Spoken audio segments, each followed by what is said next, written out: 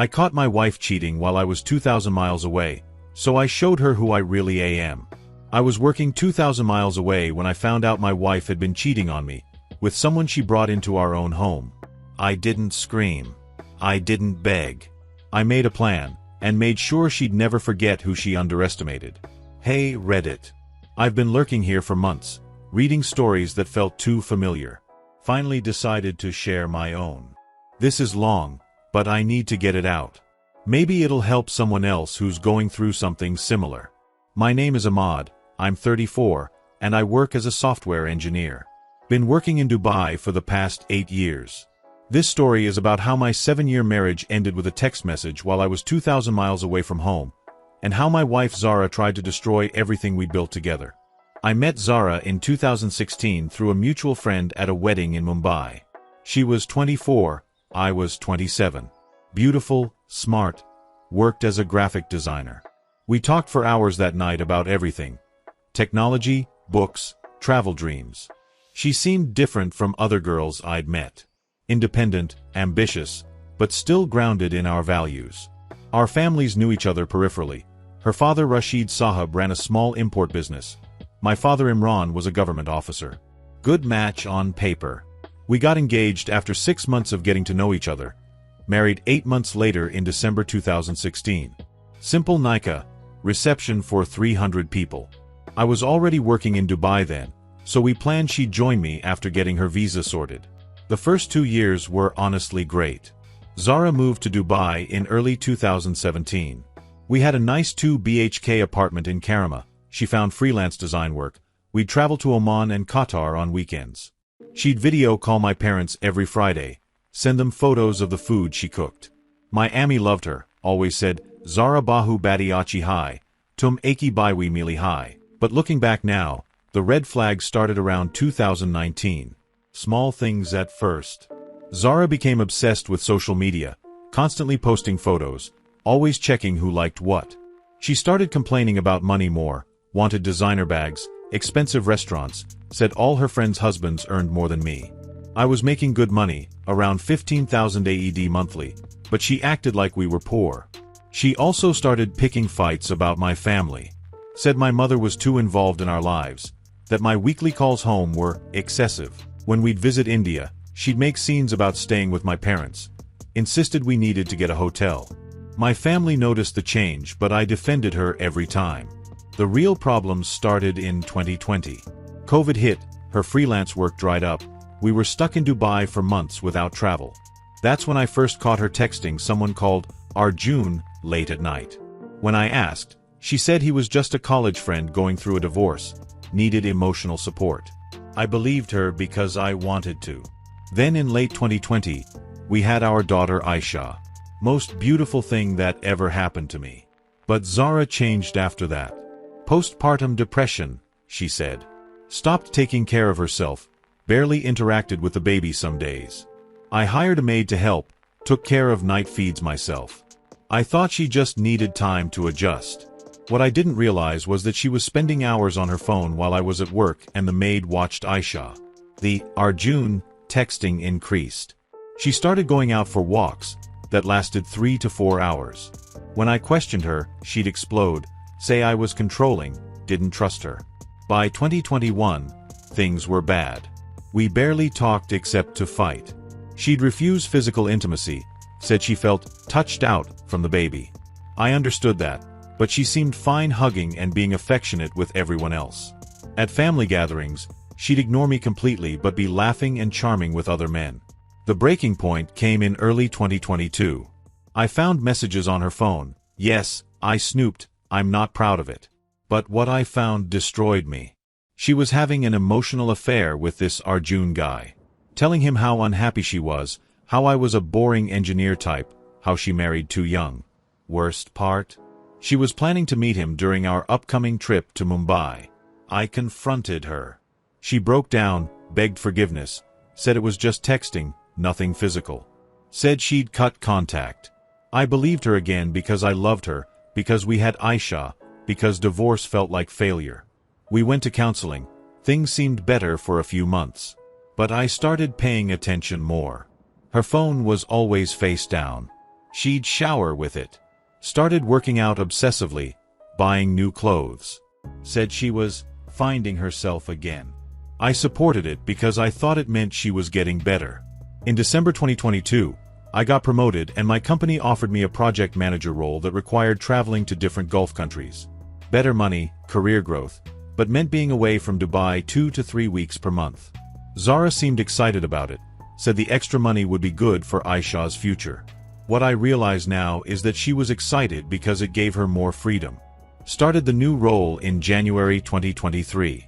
First few trips went normally. Zara would video call with Aisha, send photos, everything seemed fine. But by March, the calls became less frequent. She'd always have excuses. Aisha was sleeping, she was busy with work, her phone battery died. In April, I came home unexpectedly from a Riyadh trip due to a client cancellation. Used my spare key to enter our apartment around 2 p.m. Found men's clothes in our bedroom, shirt, watch, cologne that wasn't mine. Zara wasn't home, but the maid looked terrified when she saw me. I asked Salma, our maid, what was happening. Poor woman started crying, said she couldn't lose her job, had family in Philippines to support. I promised I wouldn't blame her, just needed truth. She told me Zara had been bringing a man home regularly when I traveled. Same guy for months. They'd stay in the bedroom while she watched Aisha. My world collapsed. I sat in my own living room, looking at my daughter playing with her toys, and felt completely hollow. I didn't confront Zara immediately. I know I should have, but I was in shock. Instead, I started documenting everything. Screenshots of our bank accounts, photos of the men's items, videos of our apartment. I also spoke to a lawyer in Dubai about my options. The lawyer, Mr. Khanna, was straightforward. UAE has strict adultery laws, but proving it is complicated. More importantly, since Zara was the primary caregiver and I traveled for work, custody would likely go to her unless I could prove she was unfit. He advised me to gather more evidence and consider my options carefully. I also did something I'm not proud of. I installed a small camera in our living room, hidden behind some books. I told myself it was to protect Aisha, but really I needed to know the truth. What I discovered was worse than I imagined. The guy wasn't just some random affair partner. His name was Vikram, and from their conversations that the camera picked up, this had been going on for over a year. They were planning a life together. Talking about getting me out of the picture, and taking half of everything. The most crushing part was hearing Zara talk about me. Called me a convenient ATM, said I was too stupid and trusting to ever figure it out. She mocked my devotion to her, imitated the way I'd express love. Said Aisha would be better off with Vikram as a father figure. I didn't sleep for 3 days after hearing that. But here's where the story gets interesting. While I was heartbroken, I was also getting angry. And when I get angry, I get strategic. I started preparing. Opened separate bank accounts and slowly moved money there. Made copies of all important documents. Aisha's birth certificate, our marriage certificate, property papers for our flat in Mumbai, insurance policies. I even started looking into schools in different cities, just in case. I also reached out to my brother Fahad back in Mumbai. Told him everything. He was furious, wanted to fly to Dubai immediately to confront Zara.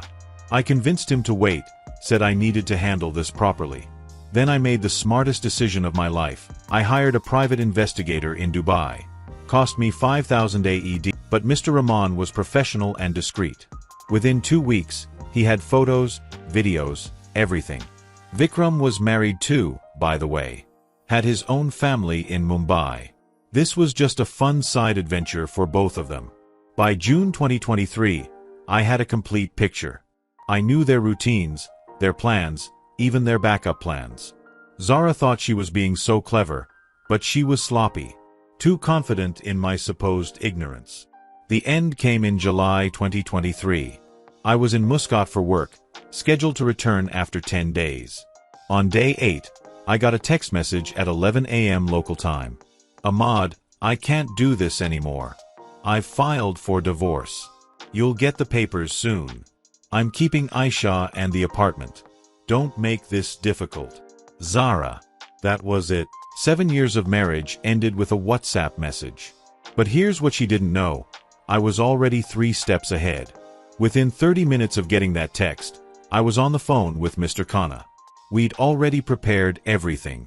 He immediately filed counter-divorce papers citing adultery and presented all our evidence to the court. Photos, videos, financial records showing she'd been using our joint account to fund her affair, expensive restaurants, hotels, gifts for Vikram. I also called our bank and froze our joint accounts. Called our landlord and informed him about the divorce proceedings. Called Aisha's nursery and told them only I or someone with written permission from me could pick her up. But the biggest move, I flew back to Dubai that night. Landed at 6 a.m., went straight to our apartment. Used my key to enter. Zara was in our bedroom with Vikram. The shock on her face when she saw me was almost worth all the pain she'd caused. "You got my message," she said, trying to sound calm. "I did," I replied. "Did you get mine?" She looked confused. Then her phone started buzzing. Messages from the bank about frozen accounts. Call from the lawyer about divorce papers. Text from the landlord about the lease situation. Vikram tried to leave, but I blocked the door. "No, bye. Sit down. We need to talk." What followed was the most satisfying conversation of my life. I laid out everything I knew. The timeline of their affair. The financial evidence. The custody documentation I'd prepared. The fact that Vikram's wife Priya, yes, I tracked her down too, was now aware of everything. Zara started crying, but not the remorseful kind. The angry, frustrated kind. Said I was being cruel and vindictive. That I should just let her be happy. I looked at her and felt nothing. No love, no hate, just emptiness. "Where's Aisha?" I asked. "With my sister. She doesn't need to see this." "Good. Because she's coming with me." That's when Zara realized she'd miscalculated everything. She thought I'd be the same soft-hearted Ahmad who'd forgiven her texting affair. She thought I'd just accept whatever terms she offered because I was desperate to avoid scandal. She was wrong. The legal battle took 4 months. Zara hired her own lawyer, claimed I was an absent father, said my work travel made me unfit for custody. But I had prepared for that too. Salma, our maid, testified about how involved I was when I was home, how Zara often ignored Aisha during her affair meetings. The evidence was overwhelming. The court granted me full custody of Aisha, with supervised visitation rights for Zara. I got to keep our Dubai apartment and our savings. She got to keep her jewelry and personal belongings. Vikram's wife filed for divorce too. Apparently, this wasn't his first affair either. Karma works in mysterious ways. The hardest part wasn't the legal battle or the financial stress. It was explaining to my parents what had happened. My mother cried for hours, blamed herself for not seeing the signs. My father was quietly furious, felt disrespected on behalf of our entire family. But they supported my decision completely. "Beta, galti tumhari nahin hai," Abu said. "Kuch log surf apni bear main sakti hain." Moving forward wasn't easy. Single dad life in Dubai is challenging. I had to reduce my travel, took a slight pay cut to stay more local.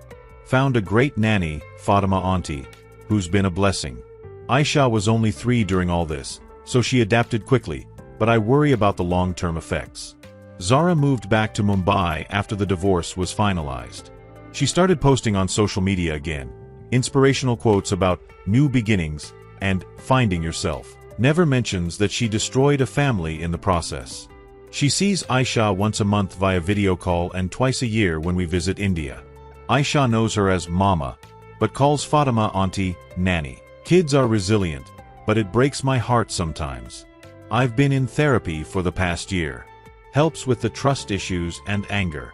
My therapist says I show signs of PTSD from the betrayal, which explains the hypervigilance and sleep problems. Dating feels impossible right now. How do you trust someone again after something like that? Every woman who shows interest, I wonder what her real motives are. My friends keep saying I need to get back out there, but I'm not ready. The financial recovery has been good though. Without Zara's spending, I've managed to save significantly. Bought a small apartment in Mumbai for when we visit family. Started an education fund for Aisha. Even helped my parents renovate their house. Last month, I got a message from Zara asking if we could co-parent better, because Aisha was asking why Mama doesn't live with us anymore. She suggested we try to be friends for Aisha's sake. I didn't respond. Some bridges shouldn't be rebuilt. But here's what I've learned from all this. Love isn't supposed to make you stupid. Real love includes respect, honesty, commitment. What I felt for Zara was more like addiction. I was so afraid of losing her that I ignored every warning sign. Trust your instincts. Every time something felt off, it was off. But I convinced myself I was being paranoid or controlling. Document everything. In situations like this, emotions run high and memories get fuzzy. Having concrete evidence saved me in court and in my own healing process. Financial independence is crucial. If I hadn't started preparing financially months before, I would have been in a much worse position. Your family's support matters. I'm grateful my parents and siblings rallied around me. Not everyone has that, but find your support system wherever you can. Kids are more resilient than you think. Aisha is thriving now. She's happy, healthy, doing well in school. She asks about her mama sometimes, but she's not traumatized. It's been 14 months since the divorce was finalized. Some days are harder than others. I still have moments where I miss what I thought we had, but I don't miss the anxiety, the gaslighting, the constant feeling that something was wrong. Aisha and I have our routines now. Friday evenings we video call the grandparents in Mumbai. Saturdays we go to the park or the mall. Sundays I cook biryani and we watch Disney movies.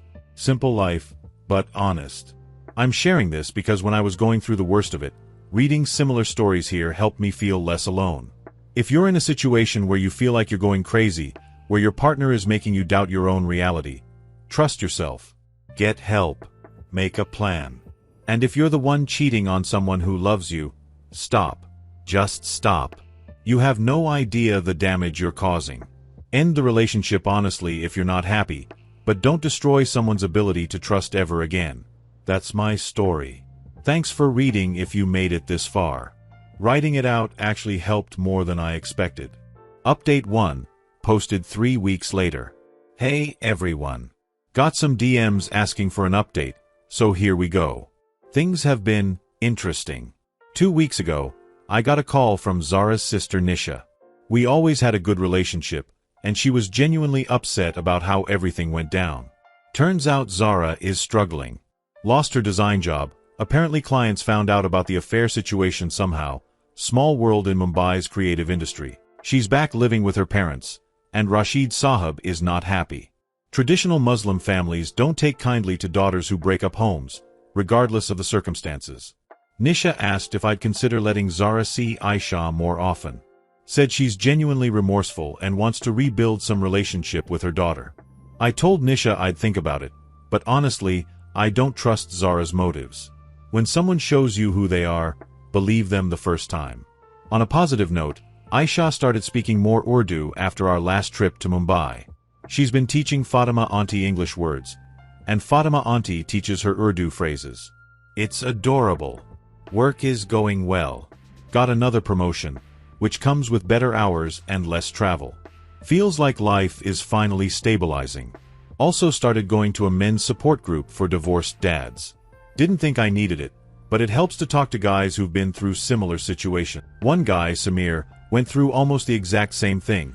Wife cheated while he was working in Singapore. We've become good friends. Still not ready to date, but I'm not completely closed to the idea anymore. Baby steps. Update 2, posted 2 months later. Reddit, I need to vent. Zara showed up at Aisha's school yesterday. Unannounced.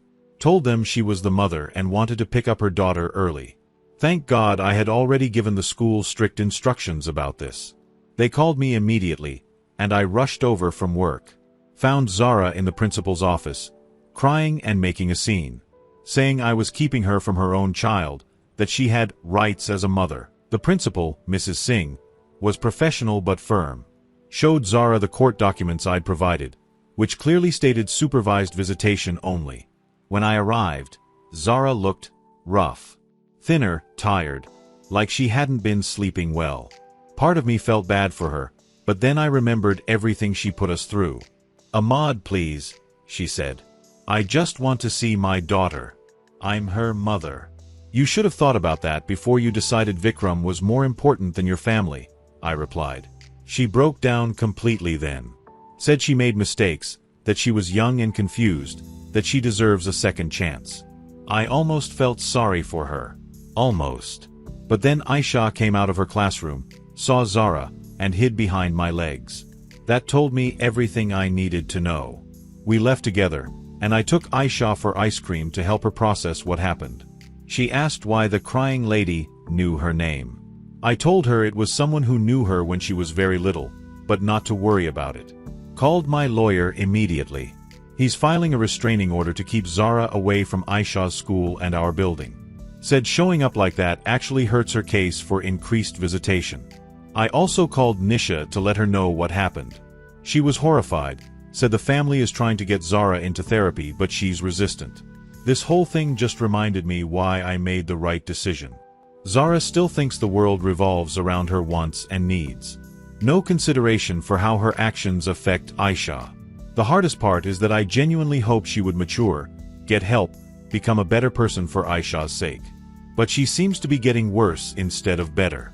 Aisha asked me that night if the crying lady was going to come to our house. I assured her no, that Baba would always keep her safe. She smiled and went back to playing with her dolls. Kids shouldn't have to worry about things like this. Update 3. Posted 4 months later. Big update. Reddit. First, the legal stuff, got the restraining order. Zara can't come within 200 meters of Aisha's school or our building. She's also required to go through family court if she wants any visitation changes. But here's the bigger news. I'm seeing someone. Her name is Rima. She's a pediatric nurse at the hospital where I took Aisha for a routine checkup. Divorced. Has a 6-year-old son named Amir. We started talking in the waiting room while our kids played together.